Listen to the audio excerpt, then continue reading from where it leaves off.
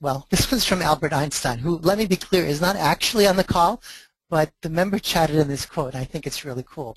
Quote, "For an idea that does not first seem insane, there is no hope." And he's asking if you would riff on this idea a bit. I think what Al was trying to get at here, that's what his friends called him. Of course. Is we have to start with the semantics of the word hope. What we're talking about is this.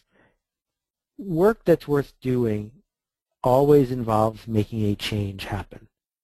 You are trying to change someone from being sick to healthy. You're trying to change an organization from being stuck to moving forward. You're trying to change a consumer from someone who is frustrated to someone who is not. Well, this work, when we do it, this change we want to make, can't be easy, because if it was easy, someone would have done it already. That the change that's worth doing is change that most other people are afraid of. It's change that people fear won't work, or that will lead to ridicule, or that will lead to some people being unhappy with the change that you made. So if you think about it, there were lots of people who did not like the Kindle, lots of people who did not like Google search, lots of people who were very upset when Wikipedia first started. There's no big innovation that has ever come along that A, everyone said would work, and B, everyone was happy when it did. That means that you know you're onto something when you find the tension, when you find the dissent, when you find people say, that's insane. Right. And I think so what Al's getting at is you got taught in school to circle the little circles on the SAT and to do what you were told. But you will not be rewarded for that going forward. You will be rewarded for saying gravity is a wave, for saying that trains get just a little bit shorter when they approach the speed of light. All sorts of stuff that makes absolutely no sense until you prove it does. Right, right. It's interesting that you mentioned the Kindle, because our next question is from a CEO in Seattle. I don't think it's that one. Who wants to know, what types of products and services does the world want? That's a big question. Yeah, I'm going to aggressively argue against that question. Yeah. And the reason is I don't care about the world. And I don't know anyone who should care about the world. I saw some statistics the other day. Amazon, the company we talk about in every third breath, is only the 9th biggest retailer in America. Not the biggest, not the 3rd biggest, not the 5th biggest, the 9th biggest. You don't need to worry about the world for a really long time. You need to worry about 1,000 people or 10,000 people. If you have 10,000 true fans, 10,000 people who will buy every single new item you make, right? Then you're Lululemon. I mean, you're a public company. You win. Sure. 10,000. So the goal here is not to say, what's the biggest community that I can solve a problem for? It's what's the smallest community I can solve a problem for and still make it viable.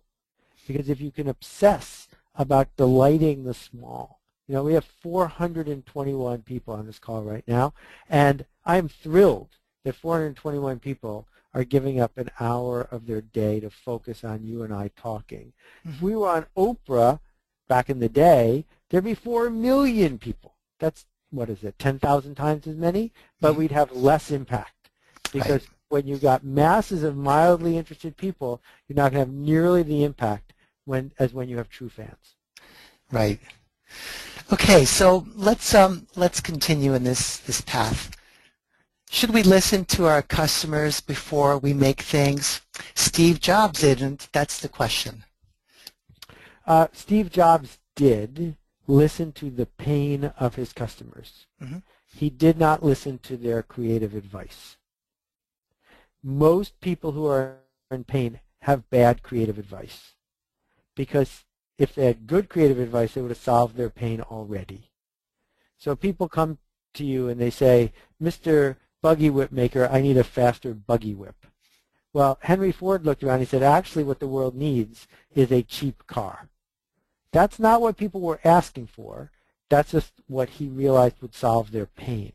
So I think what we have to do as designers and marketers is listen super carefully for where people are frustrated or stuck or where they are dreaming and figure out how to make their dreams come true.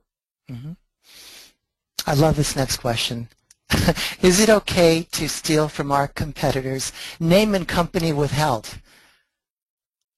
Well, do you want to help me guess what we're trying to steal? Are we going to go steal their employees, their inventory, or their ideas? I'm guessing ideas. I don't rightly know, but let's stay with that one because that one we could probably talk about. You should definitely steal their ideas. You should steal their ideas aggressively. Ideas cannot be protected legally, and I'm not sure they should be protected morally. People in my line of work do a service to our community when we give credit to the people we are stealing from. I spend a lot of time pointing out people who do what I do because I want them to be discovered as well. But there's no doubt that I'm stealing people's work, and I'm thrilled when they steal mine. Mm-hmm. And when my dad owns the biggest hospital crib company in the world, and they make 80 or 90% of all the metal hospital cribs. But once you come up with an innovation that saves kids' lives, yeah, the other crib companies are going to take it if they can, and I'm glad for the babies that they do. That means that it's not merely enough to invent an idea. You have to figure out how to weave that idea into the story you tell and the brand that you build so that customers want your version of the idea, not the generic version. Right. So what you do with it really makes all the difference. I think that that's correct. Okay. Seth, is there ever a right time or a wrong time to launch a new product?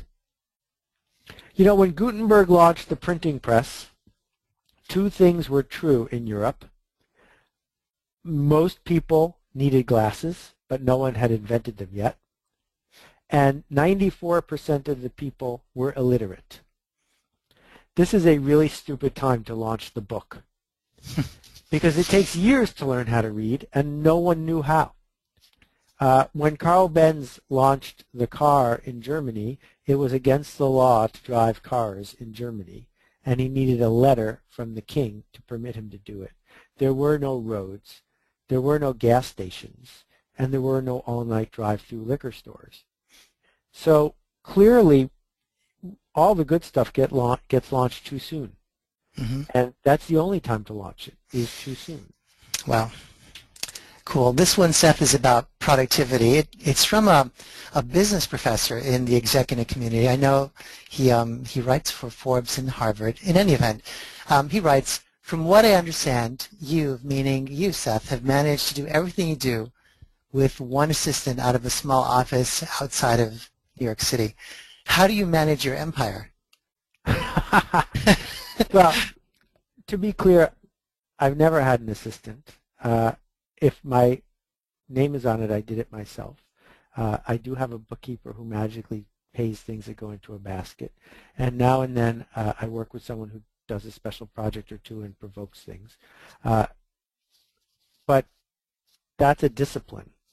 It's a discipline that says what has happened just over the course of my career, and I was a beta tester for the Mac in '83, so that's what I'm timing it to, is the tools that are available at retail to people who want to make a ruckus keep getting bigger and more powerful.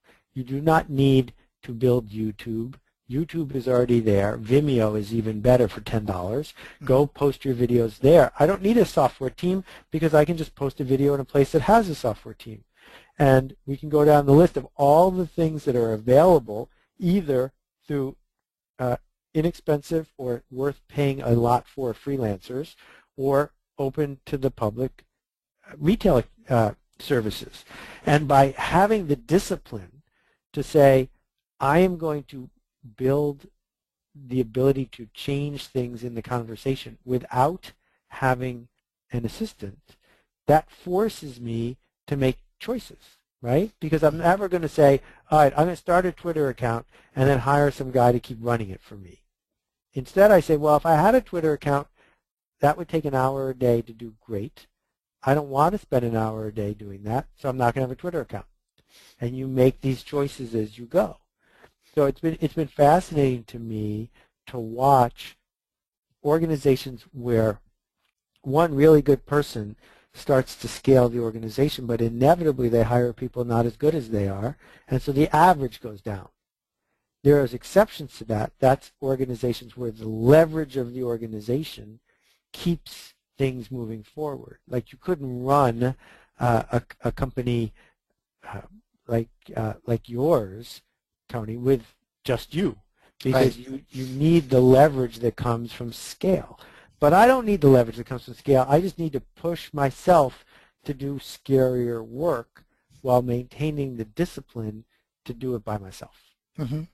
One of the things that struck me about that question, which you've touched on today, Seth, you always do in pretty much everything you write about, is, as you said earlier, this idea of choice. And the other thing that for me was under this question was the negative stuff we tell ourselves, like I have no choice, or I don't have enough help, or I might get around to hiring someone someday so I can do the things I want to.